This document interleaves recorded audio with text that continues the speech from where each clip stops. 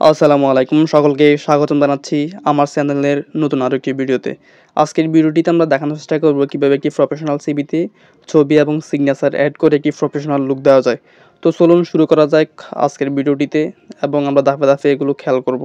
তো এটা হচ্ছে যে একটা ফরম্যাট সিভির, এখানে সকল ইনফরমেশন দিয়ে ফিল আপ করা হয় নাই, জাস্ট আপনাদেরকে দেখানোর সুবিধার্থে এটা নেওয়া হয়েছে আর কি। এখান থেকে আমরা একটা ছবি অ্যাড করব আর নিচে একটা সিগনেচার অ্যাড করে দেখাবো।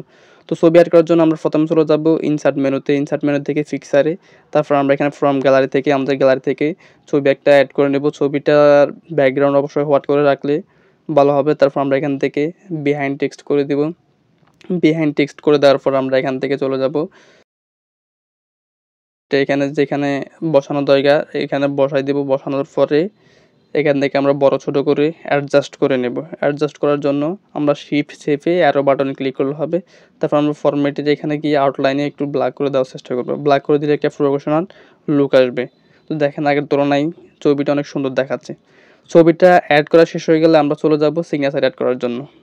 তো আমরা নিচে স্ক্রল করে আসবো। নিচে স্ক্রল করে আসার পরে দেখেন দেখব সিগনেচার। সিগনেচারের এখানে আমরা অ্যাড করে নেব।